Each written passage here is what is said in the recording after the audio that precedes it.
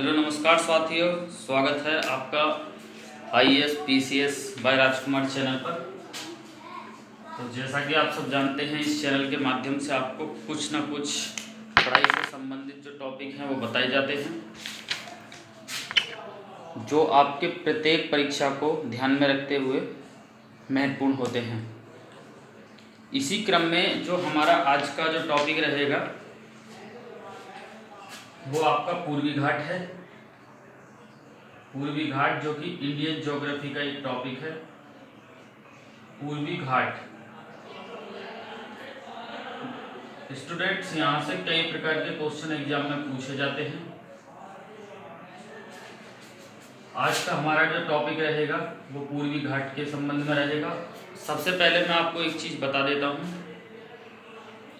कि वीडियो को ध्यान से देखिए और वीडियो को पूरा देखिए। जब तक आप कॉन्सेप्ट को समझने का प्रयास नहीं करेंगे, पूरे कॉन्सेप्ट को समझने का प्रयास नहीं करेंगे, मुझे नहीं लगता है कि टॉपिक पूरा समझ में आएगा। इसलिए बेहतर है कि पूरे कॉन्सेप्ट को समझने का प्रयास कीजिए, जिससे कि आपकी तैयारी बेहतर हो सके। वहीं आप चाहे किसी भी एग्ज़ाम की तैयारी कर रहे हों, चाहे आप आईएएस की एग्ज़ाम की क्यों ना तैयारी कर रहे हो, उसके लिए भी ये टॉपिक बेहतर है।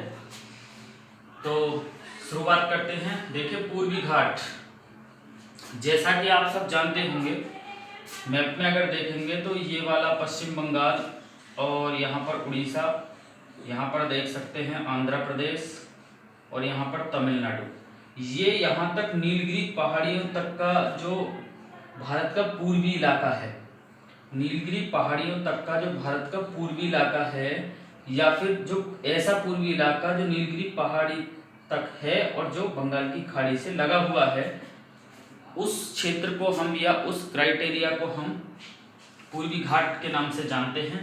यहाँ से इसी टॉपिक को पढ़ेंगे और कई बार यहाँ से क्वेश्चन, भिन्न भिन्न प्रकार के क्वेश्चन यहाँ से कई बार एग्जाम में बने भी हैं। जैसे कि पहले तो हमें यही बात याद रखनी है, हालांकि हम इस हिस्से को यहाँ से लेकर नीलगिरी पहाड़ी से लेकर और पूरा यहाँ तक केरल और यहाँ कर्नाटक और उसके बाद गोवा, महाराष्ट्र और गुजरात, इस हिस्से को हम पश्चिमी घाट कहते हैं, जैसा कि आप सब जानते होंगे। और जहाँ दोनों मिलते हैं वो है आपकी नीलगिरी पहाड़ी। कई बार आईएएस के एग्जाम में भी ये क्वेश्चन पूछ लिया गया है, तो ध्यान रखना है कि दोनों, जहाँ पूर्वी घाट और पश्चिमी घाट मिलते हैं वहाँ नीलगिरी की पहाड़ी हैं।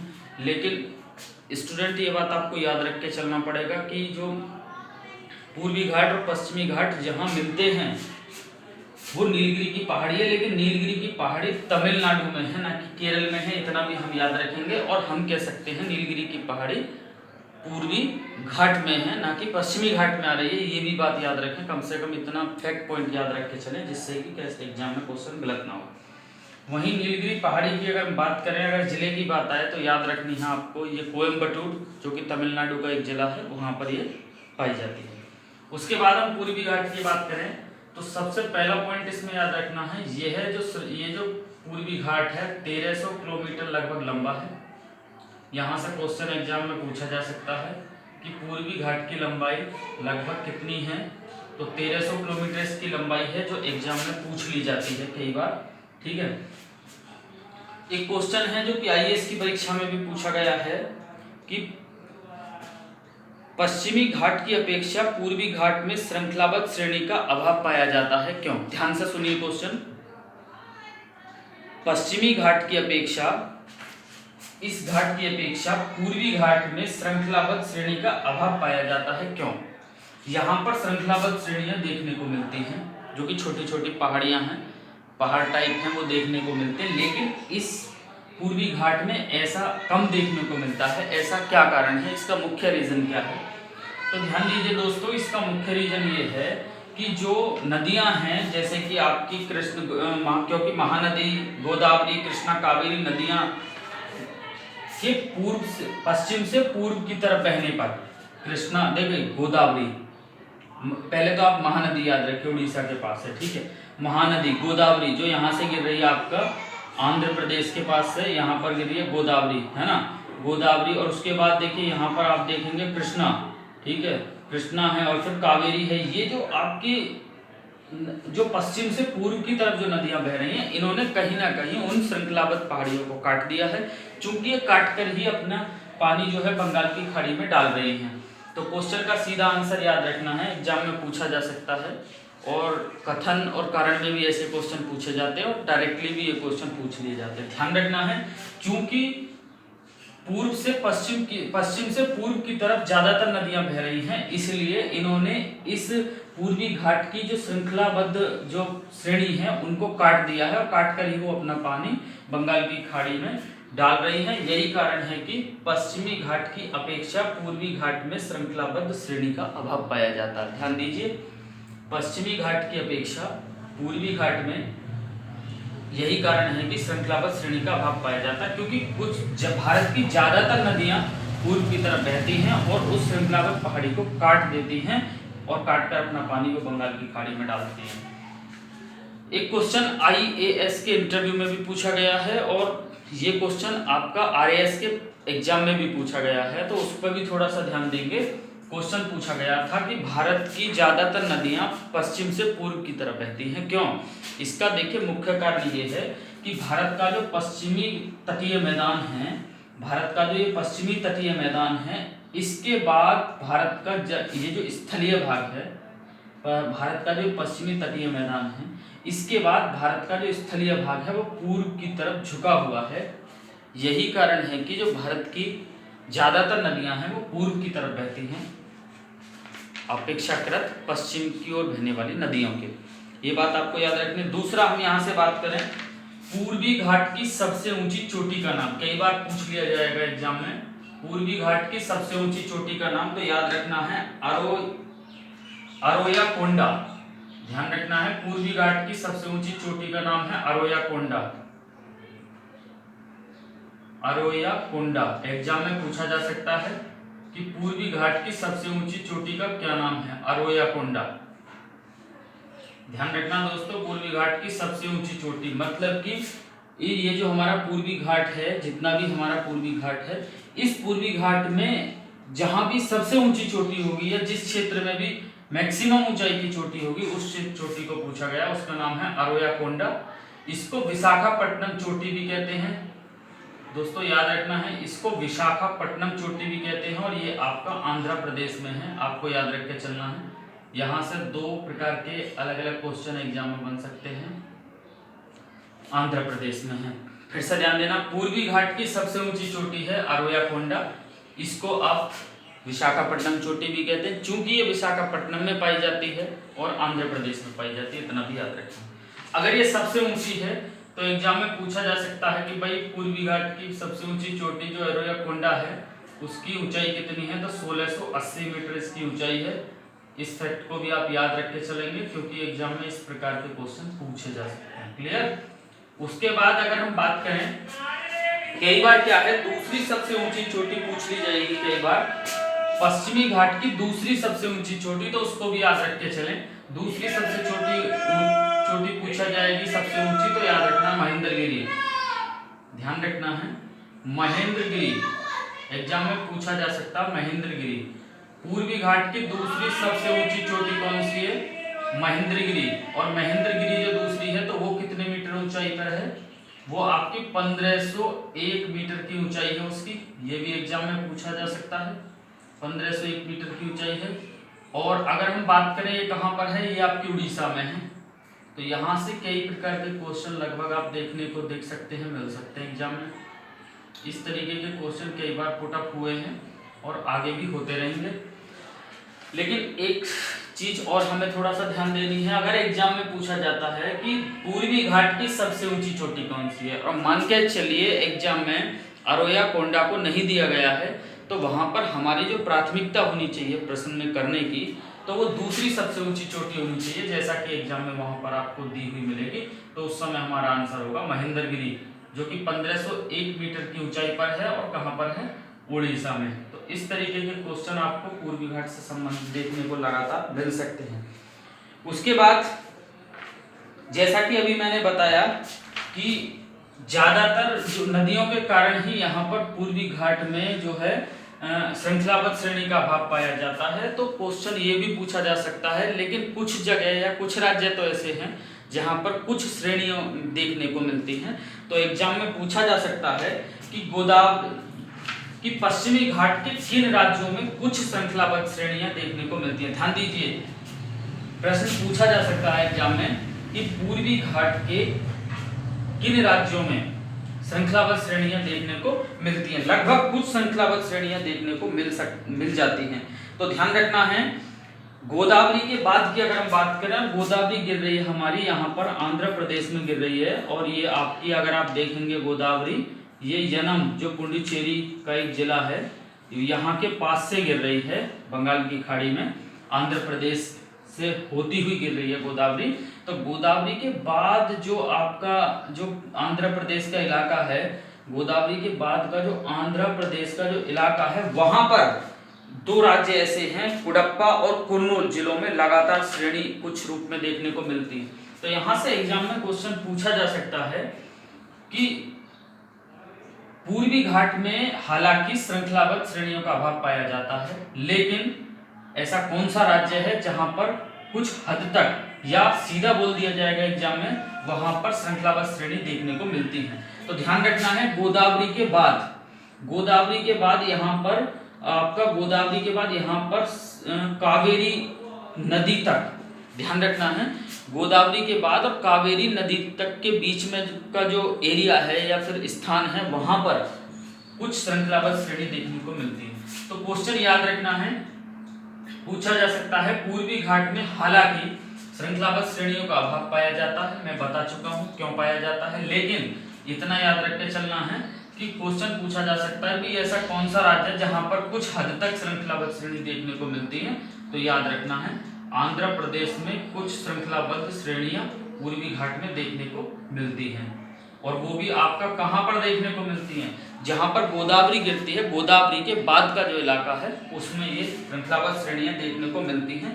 अगर हम जिले की बात करें तो आपको जिला भी याद रखना है, कुडप्पा और कुर्नूल जिले में ये जो है कुछ जो श्रृंखलाबद्ध श्रेणियां हैं वहां पर देखने को मिलती हैं। तो ध्यान रखना, पूर्वी घाट का एक आंध्र प्रदेश ऐसा राज्य है जहां पर कुछ हद तक श्रृंखलाबद्ध श्रेणियां पूर्वी घाट में देखने को मिलती हैं। और इन श्रेणियों को ही, जैसा कि मैंने अभी बताया है, कुडप्पा और आपका कुर्नूल जिले में, ध्यान दीजिए, कुडप्पा और कुर्नूल जिले में जो आंध्र प्रदेश के दोनों जिले हैं, इनमें कुछ श्रृंखलाबद्ध श्रेणियां देखने को मिलती हैं। उनको ही हम क्या कहते हैं, कई बार एग्जाम में पूछा जाता है, नल्ला मलाई पहाड़ियां, नल्ला मलाई पहाड़ी, इन्हें ही नल्ला मलाई पहाड़ियां कहा जाता है। कई बार एग्जाम में सीधा पूछ लिया जाता है एग्जाम में कि नल्ला मलाई पहाड़ियां कहाँ हैं, तो आप ध्यान दीजिएगा, नल्ला मलाई पहाड़ियां आंध्र प्रदेश में है। फिर से एक बार ध्यान दीजिए, क्वेश्चन एग्जाम में पूछा जा सकता है, नल्ला मलाई पहाड़ियां कहाँ पर हैं, नल्ला मलाई पहाड़ियां कहाँ पर है, नल्ला मलाई पहाड़ियां आपकी आंध्र प्रदेश में है। क्लियर? लेकिन ये भी बात याद रखना है, यहाँ से पूछा जा सकता है नल्ला मलाई पहाड़ियां किन जिलों के या किन जिलों में पाई जाती हैं। तो याद रखना है, ये आंध्र प्रदेश के कुर्नूल और कुडप्पा जिले में जो श्रृंखलाबद्ध पहाड़ियां देखने को मिलती हैं, या फिर ऐसा याद रख सकते हैं, जो आंध्र प्रदेश है उसके जो दो जिले हैं कुर्नूल और कुडप्पा, वहां पर कुछ हद तक श्रृंखलाबद्ध श्रेणियां देखने को मिलती हैं। और जो वहां पर श्रृंखलाबद्ध श्रेणियां जो देखने को मिलती हैं, तो उन जिलों में वो जो श्रेणियां हैं उन्हें ही हम नल्ला मलाई पहाड़ी कहते हैं। कई बार एग्जाम में पूछा जाएगा नल्ला मलाई पहाड़ी कहाँ, आंध्र प्रदेश में, ऐसा एग्जाम में क्वेश्चन पूछा जा सकता है। अगर हम इन पहाड़ियों की ऊंचाई की बात करें तो ये 900 से 1100 मीटर के बीच में इनकी ऊंचाई देखने को मिलती है। इतना भी हमें कम से कम याद रख के चलना है। नल्ला मलाई पहाड़ियां हैं और इनकी जो ऊंचाई है 900 मीटर से 1100 मीटर, 900 मीटर से 1100 मीटर इनकी ऊंचाई है, जो लगभग अगर हम देखें तो ये इसको यहाँ पर इस क्षेत्र में देखने को मिलती है। ये भी एग्जाम में आपसे पूछा जा सकता है। नल्ला मलाई पहाड़ी के दक्षिणी भाग को पालकोंडा श्रेणी कहते हैं, जो जैसे कि मान के चलिए नल्ला मलाई, और ये आपकी श्रेणी है नल्ला मलाई, ये नल्ला मलाई पहाड़ियां हैं, मान के चलिए ये पूरा जो स्थान है, नल्लामलाई पहाड़ियां हैं, तो इसके दक्षिणी भाग को, नल्लामलाई पहाड़ियों के दक्षिणी भाग को पालकोंडा श्रेणी के नाम से जाना जाता है। ये भी एग्जाम में क्वेश्चन पूछ लिया जाएगा और सीधा सीधा एग्जाम में पूछा जाएगा कि नल्लामलाई पहाड़ियां जो हैं उनके दक्षिणी भाग को किस नाम से जाना जाता है। तो नल्लामलाई पहाड़ियों के दक्षिणी भाग को पालकोंडा के नाम से जाना जाता है। ऐसा भी पूछा जा सकता है कि पालकोंडा श्रेणी किस राज्य में है। तो स्टूडेंट ये बात हमें याद होनी चाहिए कि पालकोंडा श्रेणी चूंकि नल्लामलाई पहाड़ियों का दक्षिणी भाग है और नल्लामलाई जो पहाड़ी हैं वो आंध्र प्रदेश में कुर्नूल और कडप्पा जिले में कुछ हद तक ये पहाड़ी देखने को मिलती है। तो हम कह सकते हैं कि पालकोंडा जो श्रेणी है वो आंध्र प्रदेश में। फिर से एक बार सुनिए, क्वेश्चन एग्जाम में पूछा जा सकता है पालकोंडा श्रेणी किस राज्य में है। तो हमें पूरा जो एक टॉपिक है वो समझ के चलना है। जैसे कि पालकोंडा क्या है, पालकोंडा नल्लामलाई पहाड़ी का दक्षिणी भाग है। चूंकि हम जानते हैं कि नल्लामलाई पहाड़ी आंध्र प्रदेश में पाई जाती है और ये क्या है, नल्लामलाई पहाड़ी जो आंध्र प्रदेश के कुडप्पा और कुर्नूल जिले में जो हमें पहाड़ी देखने को मिलती हैं उन्हीं को नल्लामलाई पहाड़ी कहते हैं। चूंकि वो आंध्र प्रदेश में है तो हम कह सकते हैं पालकोंडा श्रेणी भी आंध्र प्रदेश में देखने को मिलती है या आंध्र प्रदेश में है। तो नल्लामलाई पहाड़ी के दक्षिणी भाग को पालकोंडा श्रेणी कहते हैं, एग्जाम में पूछा जा सकता है दोस्तों, याद रखना है। उसके बाद अगर हम बात करें, देखिए यहाँ पर एक क्वेश्चन और आपको मैं बता देता हूँ, इतना याद रख के चलना है। ये जो हमारा पूर्वी घाट है सारा, इसमें दो ही राज्य ऐसे हैं जहां पर ज्यादातर श्रृंखलाबद्ध श्रेणियां देखने को मिलती हैं। एक तो मैंने आपको बताई दी आंध्र प्रदेश से भी ज्यादा कुछ श्रेणियां तमिलनाडु में देखने को मिलती हैं। तो ध्यान दीजिए, अगर क्वेश्चन में ये पूछा जाता है कि पूर्वी घाट के वह तो कौन से राज्य हैं, क्योंकि कई बार ऐसा संयुक्त रूप से क्वेश्चन एग्जाम में पूछ लिया जाता है। तो ध्यान दीजिए, क्वेश्चन पूछा जाएगा कि पूर्वी घाट के कौन से दो ऐसे राज्य हैं जहां पर कुछ हद तक श्रृंखलाबद्ध श्रेणियां देखने को मिलती हैं। तो एक तो आपका आंध्र प्रदेश है और एक आपका तमिलनाडु है। यहां से भी एक क्वेश्चन आपको और भी अच्छी तरीके से याद रखना है। इन दोनों में भी यदि ये पूछा जाए कि पूर्वी घाट में सबसे अधिक श्रृंखलाबद्ध पहाड़ियां कहां पर देखने को मिलती हैं, तो तमिलनाडु में पूर्वी घाट का राज्य तमिलनाडु ऐसा राज्य है जहां पर सबसे अधिक पहाड़ियां देखने को मिलती हैं। कई बार एग्जाम में पूछ लिए जाते हैं इस तरीके के क्वेश्चन। वही हम बात करें अगर तमिलनाडु की, तो जवादी नाम थिरुवेल्लर जिले में जवादी नाम की पहाड़ी पाई जाती है। ध्यान देंगे, थिरुवेल्लर जिले में कई बार जिले भी पूछ लिए जाते हैं। तो थिरुवेल्लर जिले में जवादी नाम की पहाड़ी पाई जाती है। यहां से एक तो क्वेश्चन ये ही बन जाता है कि जवादी पहाड़ी किस राज्य में पाई जाती है। तो दोस्तों पहले तो हमें ये याद रखना है कि थिरुवेल्लर जिला कहाँ का है। ये तमिलनाडु का एक जिला है, और तो जब थिरुवेल्लर जिला तमिलनाडु का है तो जवादी पहाड़ी कहाँ पाई जाएगी, तमिलनाडु में। इस तरीके के क्वेश्चन कई बार एग्जाम में पूछे गए। वहीं हम आगे की बात करें तो विलपुरम जिले में जिजी पहाड़ी एक जिला है। विल्लुपुरम जिला एक जिला है। विल्लुपुरम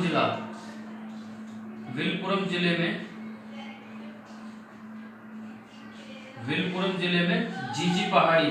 तो यहां से क्वेश्चन ये पूछा जा सकता है जिजी पहाड़ी कहाँ पाई जाती है। तो जिजी पहाड़ी जो पाई जाती है वो तमिलनाडु में पाई जाती है। चूंकि विल्लुपुरम जिला तमिलनाडु में है, तो मैंने अभी आपको बताया भी है कि पूर्वी घाट के दो ऐसे राज्य हैं जहां पर कुछ हद तक पहाड़ियां देखने को मिलती हैं। अगर एग्जाम में कभी संयुक्त रूप से क्वेश्चन पूछा जाए तो ध्यान रखना है आंध्र प्रदेश, तमिलनाडु। लेकिन अगर ज्यादा अंक में पूछा जाए, केवल एक ही राज्य ऐसा पूछा जाए कि पूर्वी घाट का वह राज्य बताइए जहां पर ज्यादातर पहाड़ियां देखने को मिलती हैं, तो तमिलनाडु में आपकी देखने को मिलती है।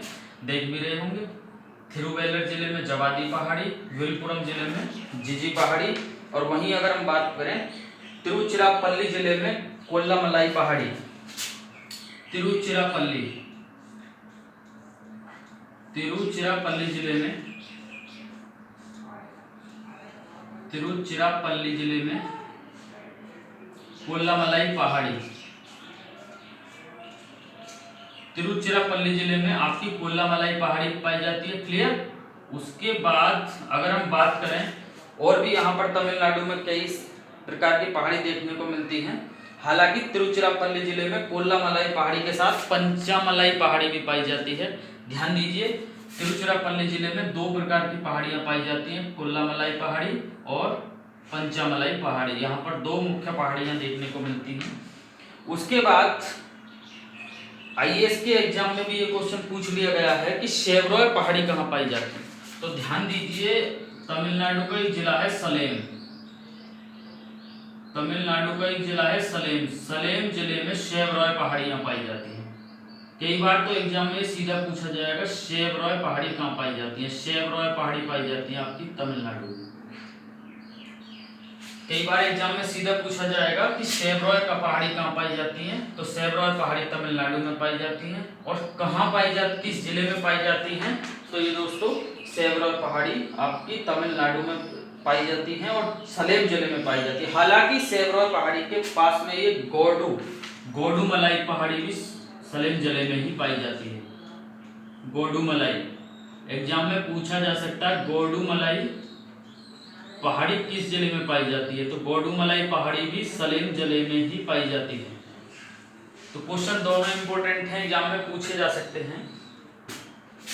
शेवरॉय पहाड़ी कहाँ पाई जाती है, कई बार एग्जाम में पूछ भी लिया गया है, इसीलिए ध्यान रखें दोस्तों। शेवरॉय पहाड़ी राज्य पूछा जाएगा तो तमिलनाडु, और अगर जिला पूछा जाएगा तो शेवरॉय पहाड़ी आपकी सलेम जिले में पाई जाती है।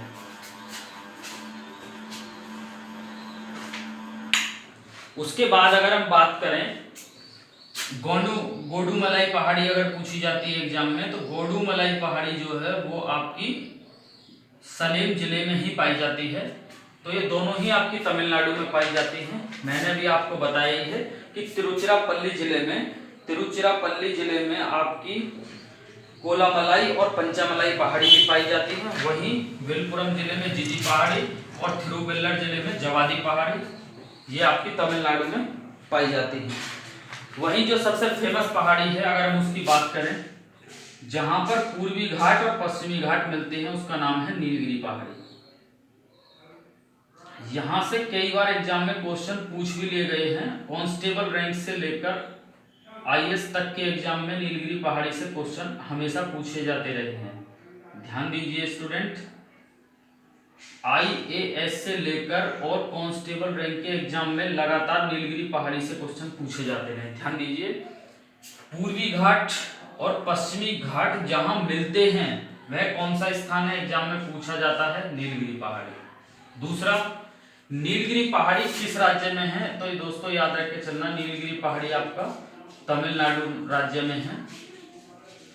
तीसरा क्वेश्चन ये भी याद रख के चलना है कि नीलगिरी पहाड़ी जहां पूर्वी घाट और पश्चिमी घाट मिलते हैं वो स्थान नीलगिरी पहाड़ी है। ये बात ठीक है। अगर ये पूछा जाता है कि पश्चिमी घाट या पूर्वी घाट में मिलते हैं, तो पूर्वी घाट और पश्चिमी घाट जहां मिलते हैं वो स्थान पूर्वी घाट में है, क्योंकि नीलगिरी जो पहाड़ी है वो पूर्वी घाट में पड़ती है। ध्यान दीजिए इस क्वेश्चन को, थोड़ा डीपली क्वेश्चन है। पूर्वी घाट और पश्चिमी घाट जहां मिलते हैं वह नीलगिरी की पहाड़ी है, वह स्थान नीलगिरी की पहाड़ी है। चूंकि नीलगिरी की पहाड़ी खुद पूर्वी घाट में आ रही है, या कह सकते हैं उसका जो स्थान है वो पूर्वी घाट के अंदर आता है, तो हम कह सकते हैं जहां पूर्वी घाट और पश्चिमी घाट मिलते हैं वहां क्या है, किस स्थान पर मिलते हैं, तो वो पूर्वी घाट में ही मिलते हैं। चूंकि नीलगिरी की पहाड़ी जो है पूर्वी घाट में पड़ती है, या फिर कह सकते हैं जो नीलगिरी की पहाड़ी है उसका क्षेत्र पूर्वी घाट के अंतर्गत आता है। कई बार यहाँ से ये भी पूछा जाता है कि चंदन की लकड़ी मुख्यतः कहाँ पाई जाती है, तो चंदन की लकड़ी यहाँ पर नीलगिरी पहाड़ियों पर पाई जाती है। कई बार एग्जाम में यहाँ से ये भी क्वेश्चन पूछा जाता है, क्योंकि यहाँ पर ठीक ठाक मात्रा में वर्षा होती है। तो इसी कारण क्या है कि जो सदाबहार वन है हमारे उष्ण कटिबंधीय सदाबहार वन, जैसा कि मैंने पिछली वीडियो में बताया भी है कि जिस स्थान पर 200 सेंटीमीटर वार्षिक से अधिक वर्षा होती है, ध्यान दीजिए, जिस स्थान पर 200 सेंटीमीटर से अधिक वार्षिक वर्षा होती है तो उस स्थान पर उष्ण कटिबंधीय सदाबहार वन पाए जाते हैं, या इन्हें उष्ण कटिबंधीय वर्षा वन भी कहते हैं, या इन्हें उष्ण कटिबंधीय विषुवतीय वन भी कहते हैं। तो चंदन की लकड़ी कहाँ पाई जाती है, क्वेश्चन कई बार पूछा जाएगा नीलगिरी पहाड़ियों पर। राज्य में कहाँ पाई जाती है, तमिलनाडु में पाई जाती है।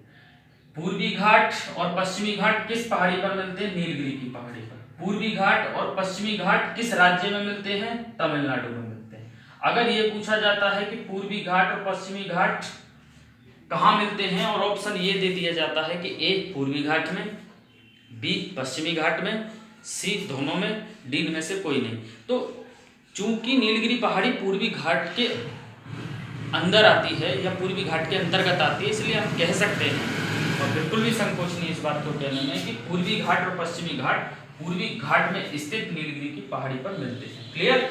उसके बाद ये भी याद रखना है कि नीलगिरी की पहाड़ी जो है वो तमिलनाडु के किस जिले में है? तो याद रखना कोयम्बटूर। नीलगिरी की पहाड़ी जो पड़ती है वो कोयम्बटूर जिले में पड़ती है। कई बार जिला भी पूछा जा सकता है एग्जाम में, तो हमें कम से कम ये भी याद रख के चलना है कि जो नीलगिरी की पहाड़ी है वो कोयम्बटूर जिले में पाई जाती है। तो आशा करता हूँ दोस्तों वीडियो अच्छा लगा होगा। अगर वीडियो, क्योंकि जैसा कि मैं आपको बता दूं, इस वीडियो को देखने के बाद जहां तक मेरा अनुभव है दोस्तों, जो भी मेरा अनुभव है 4-6 साल की स्टडी का, इस पूर्वी घाट की वीडियो को देखने के बाद आपके किसी भी कॉम्पिटिटिव एग्जाम का क्वेश्चन पूर्वी घाट से आने वाला क्वेश्चन गलत नहीं होगा, किसी भी कीमत पर गलत नहीं होगा, अगर आप इस वीडियो को 1-2 बार ठीक से देख लेते हैं। ये मेरा दावा है कि इस वीडियो को देखने के बाद पूर्वी घाट से आया हुआ कोई भी क्वेश्चन आपका गलत नहीं होगा।